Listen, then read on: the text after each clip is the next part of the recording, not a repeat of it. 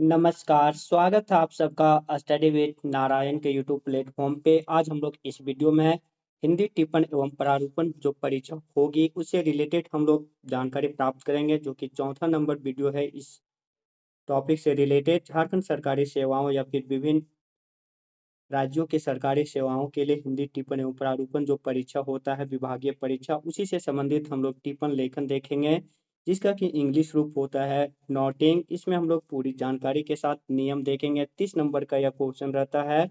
कुल 100 नंबर में 30 नंबर का इसका, फिर पत्र लेखन 30 नंबर, 25 नंबर संक्षेपण और 15 नंबर हिंदी को अशुद्ध वाक्यों को शुद्ध करना है। सब वीडियो अपलोड हो चुका है, 3 वीडियो।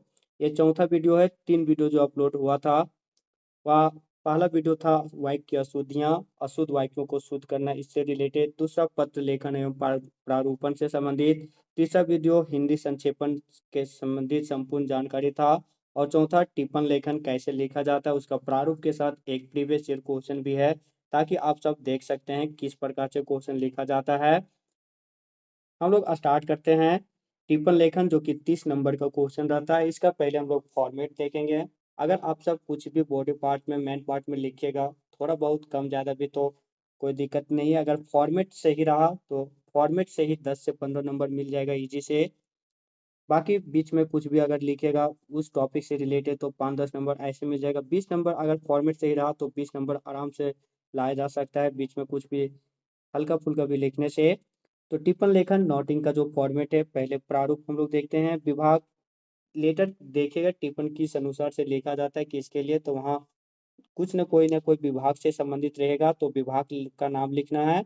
अगर आप झारखंड से तो झारखंड सरकार, बिहार से तो बिहार सरकार, या जिस राज्य से संबंधित तो वहाँ लिखना है सरकार। उसके बाद अंडरलाइन, फिर संचिका संख्या अपने से कुछ भर सकते हैं, या प्रा या फिर या कुछ भी लिख सकते हैं, दो में आप प्रा।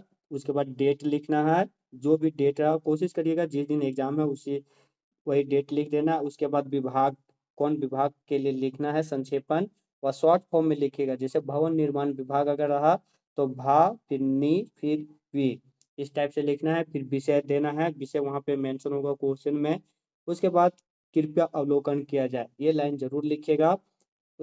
तब स्टार्ट होता है उसका बॉडी पार्ट। बॉडी पार्ट में 2 पैराग्राफ में मेनली लिखेगा। पहला पैराग्राफ अगर कुछ किसी से रिलेटेड अगर दिया हो, जैसे एक क्वेश्चन में था कोरोना वायरस से संबंधित, तो कोशिश करिएगा कि 3-4 लाइन पहले कोरोना वायरस से संबंधित जो भी जानकारी है वो लोग लिख दिया जाए। उसके बाद बॉडी पार्ट में उसके जो लिखने बोला गया होगा, टिप्पण करने बोला गया कोरोना पार्ट के लिए, वो लिखना है। या फिर अगर कोई उस टाइप से संक्षिप्त जानकारी विषय वाला ना रहे तो डायरेक्ट बॉडी पार्ट लिखना है। लास्ट में अनुमोदनात् प्रस्तुत या आदेशानुसार प्रस्तुत, ये सब लिखना है। फिर हस्ताक्षर करना है। हस्ताक्षर में जो पूरा नाम नहीं लिखेगा, शॉर्ट लिखेगा।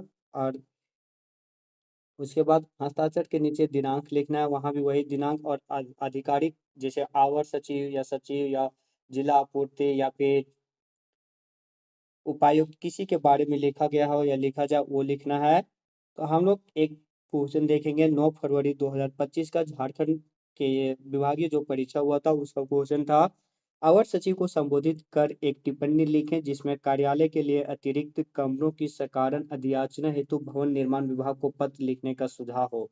मतलब जो आप विभाग में, उस विभाग में कार्यालय में अतिरिक्त कमर का जो कमरा है वह, और भी कमरे की आवश्यकता है, अतिरिक्त कमरों की, उसके हम लोग मांग करना है। सकारण क्या कारण है उससे रिलेटेड।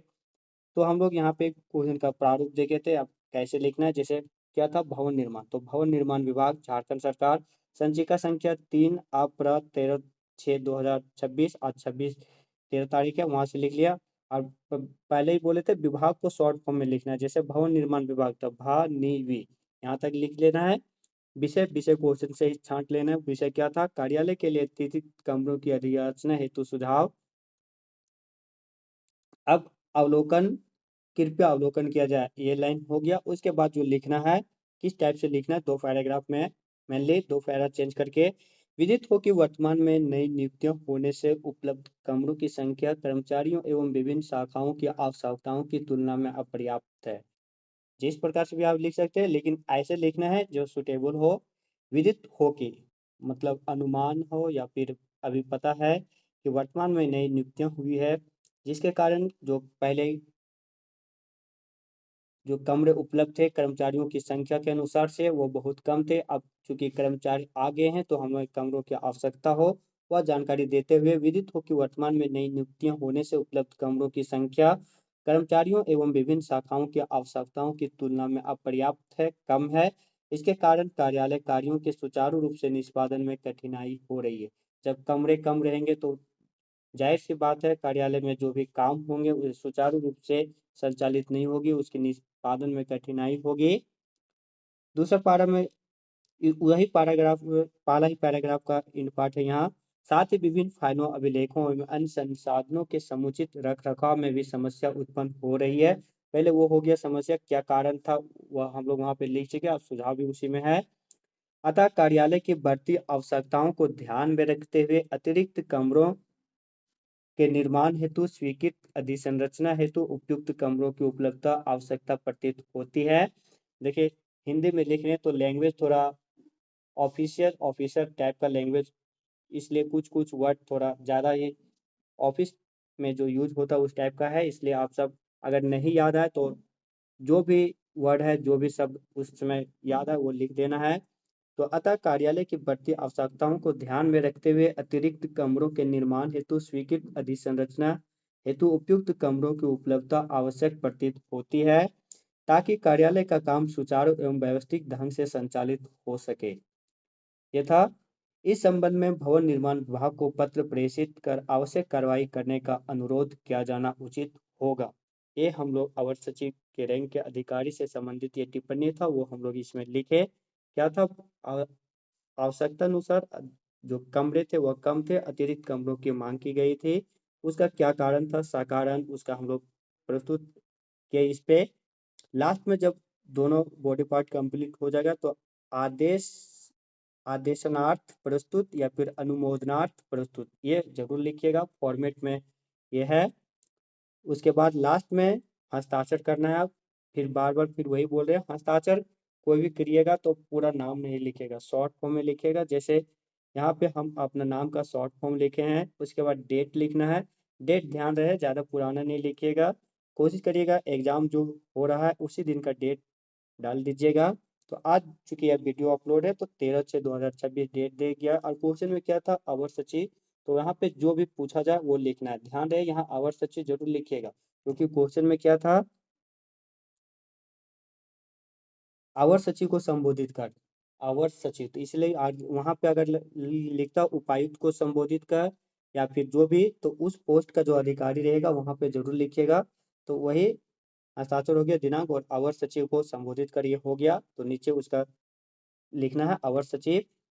तो दोस्तों ये था जो हिंदी टिप्पण एवं प्रारूपण परीक्षा जो विभागीय होता है झारखंड सरकार या बिहार सरकार या कोई भी स्टेट से रिलेटेड, उसका जो 4 क्वेश्चन पूछा जाता है, पत्र लेखन, फिर टिप्पण लेखन, और फिर वर्ड अशुद्ध वाक्यों को शुद्ध करना, और अनुवाद या फिर संक्षेपण, ये चारों वीडियो अपलोड हो चुका है। प्लेलिस्ट में जाके आप सब देख भी सकते हैं। डिस्क्रिप्शन डिस्क्रिप्शन में चारों वीडियो का लिंक है, वहां से भी आप सब देख सकते हैं। विभिन्न एग्जाम का जो विभागीय क्वेश्चन हुआ है उसका हम टेलीग्राम चैनल अपना जो है उसमें पीडीएफ भी डाल देंगे, ताकि आप सब प्रैक्टिस भी कर लीजिएगा। जो भी चैनल में नए होंगे प्लीज चैनल को सब्सक्राइब कर बेल आइकन जरूर प्रेस कीजिएगा। अगर वीडियो पसंद आया हो तो लाइक शेयर और कमेंट भी जरूर कीजिएगा। मिलते हैं नए वीडियो के साथ, तब तक के लिए धन्यवाद। जय हिंद।